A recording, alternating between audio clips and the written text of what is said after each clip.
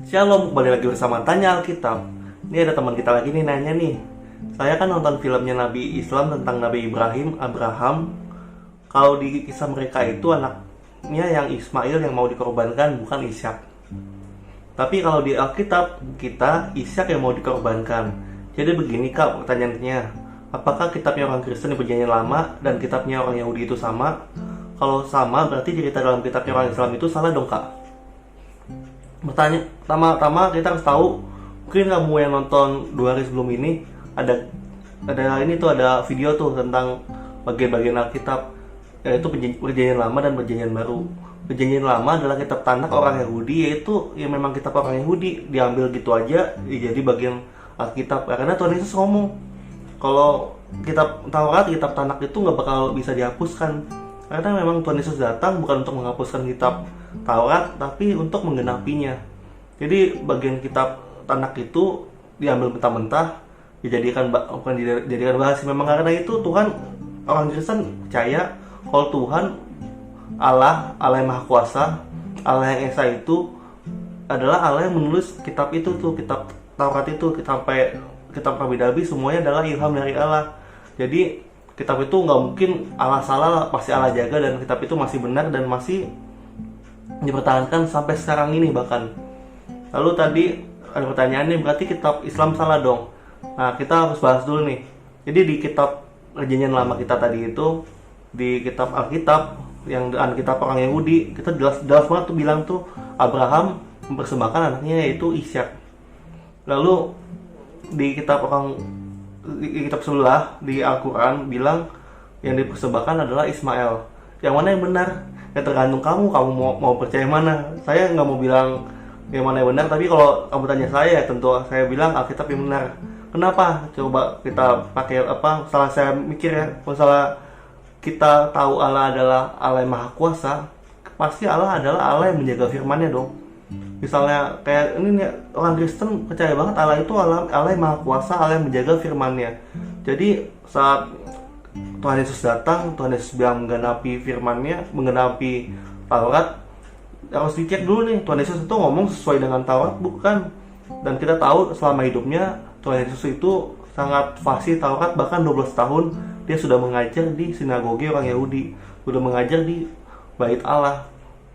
Ini sangat udah benar-benar luar biasa lah Tuhan Yesus lah. Tuhan Yesus hafal Taurat dan Tuhan Yesus mengajarkan sesuai dengan Tauratnya. Tapi Tuhan Yesus menggenapinya karena di Taurat itu nggak ada korban yang sempurna, nggak ada korban penebusan yang bisa benar-benar membuat kita bisa datang kepada Allah. Hanya melalui darah Yesus yang adalah Allah itu sendiri, maka kita bisa diselamatkan. Oke, kenapa sih saya yakin banget kalau Alkitab itu adalah kitab yang benar dalam menjelaskan kisah tadi itu, kalau Ishak yang dikorbankan oleh Abraham.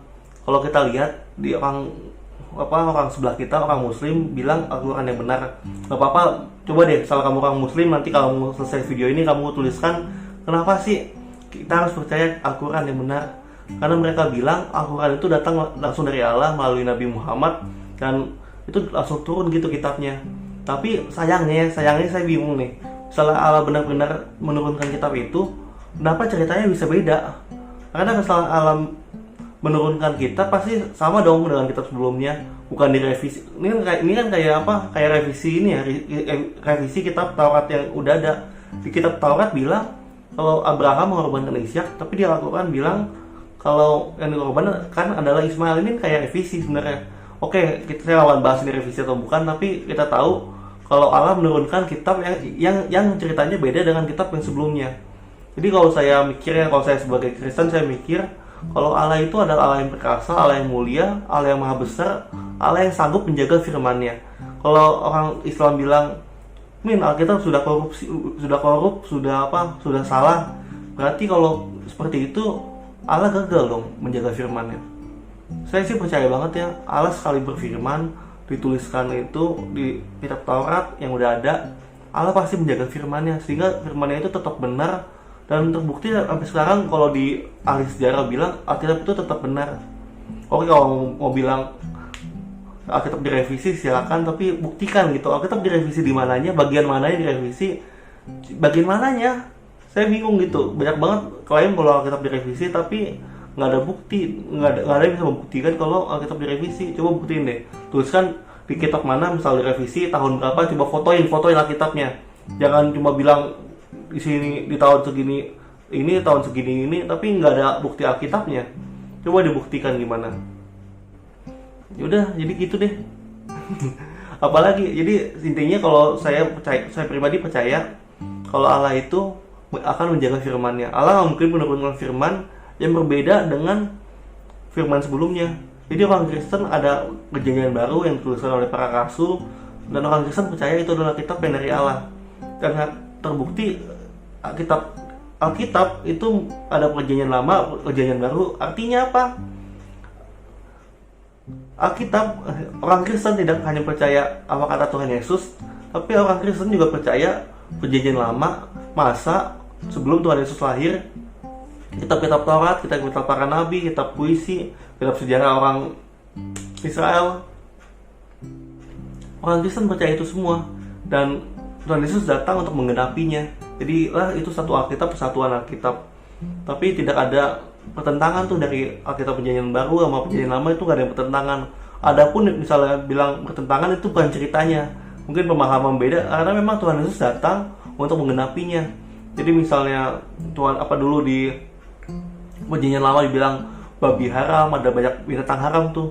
Tuhan Yesus bilang apa yang masuk dari mulut akan keluar, kejamban, tapi apa yang dikeluarkan oleh mulut manusia itulah yang menajiskan orang, karena dari mulut keluar kata-kata kotor yang bisa menyakiti orang, yang bisa membuat orang sakit hati.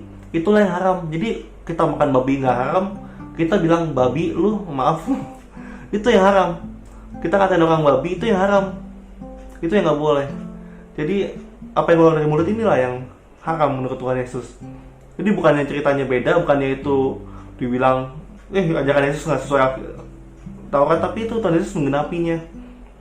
Lalu misalnya di kitab Taurat ada misalnya orang selingkuh, PSK, itu pasti hukumannya hukuman rajam, dilemparin batu. Tapi waktu Tuhan Yesus datang, ada satu wanita ketangkap basah tuh, dia habis berzina. Tapi nggak tahu ya kenapa ceweknya doang, cowoknya kemana ya. Tapi itu Maria Magdalena, dia berzina. Tuhan Yesus, orang Farisi tuh datang tuh nyobain, nih Tuhan Yesus gimana nih. Kalau dia bilang bunuh cewek ini kan dia nggak punya kasih. Tapi kalau dia nyelamatin cewek ini, dia ya kagak sesuai firman Tuhan dong, tidak sesuai Taurat. Taurat bilang wanita yang berzina harus dihukum rajam, dilemparin batu sampai mati. Lalu Tuhan Yesus datang, Tuhan Yesus bilang apa? Siapa yang tidak berdosa, silakan dia yang melempari batu kepada wanita ini duluan. Apa yang terjadi? Satu persatu pergi, dimulai dari yang paling tua, dari yang mungkin yang paling tua dosanya paling banyak ya, paling lama hidup. Dan kita tahu semuanya meninggalkan wanita itu, tidak ada yang meninggalkan tuh wanita itu, dan hanya tinggal Tuhan Yesus sendirian saja. Karena kita tahu Tuhan Yesus itu nggak berdosa. Tapi apa yang Tuhan Yesus lakukan? Tuhan Yesus nggak lemparin batu ke wanita itu. Tuhan Yesus bilang, pergilah dan jangan berbuat dosa lagi. Tuhan Yesus menirukan pertobatan. Tuhan Yesus memberikan perintah baru, yaitu tentang kasih. Jadi Taurat yang udah ada itu memang bagus. Misalnya kita bisa melakukan Taurat dengan seutuhnya, itu bagus. Tapi sayangnya nggak ada manusia, satu manusia pun nggak ada. Satu manusia pun yang bisa melakukan Taurat secara sempurna. Karena kalau kita melakukan Taurat setengah-setengah, kita nggak mungkin bisa menerima keselamatan. Kita harus melakukan Taurat secara sempurna. Maka Tuhan Yesus datang, darahnya tercurah untuk menebus dosa kita. Dia yang adalah Allah, tidak bersalah. Dia datang dengan darah yang suci, sehingga kita yang berdosa, yang harusnya kita yang mati, Tuhan Yesus yang gantikan kita, sehingga kita bisa memperoleh jalan keselamatan ke surga. Karena Tuhan Yesus bilang, cuma satu orang doang tuh yang pernah bilang tuh, tidak ada satupun orang yang dapat datang kepada Allah jika tidak melalui aku. Jadi saya percaya banget kalau jalan Tuhan Yesus adalah jalan yang benar. Kalau kamu bilang enggak, Tuhan Yesus salah, silakan komen di bawah, berikan alasan yang konkret yang benar-benar ada faktanya gitu. Kalau kamu belum pernah baca Alkitab, jangan asal ngomong. Soalnya banyak banget yang komen jelek-jelekin Alkitab padahal dia nggak pernah baca Alkitab sendiri, bilang Alkitab waktu itu ada yang ngajak debat saya, bilang Alkitab direvisi, saya tantangin, coba kamu fotoin Alkitab mana yang beda sama Alkitab yang lain. Dia nggak bisa, dia malah tanya yang lain-lain. Ya udah deh, sampai sini aja video ini, sampai jumpa di video selanjutnya. Tuhan Yesus memberkati.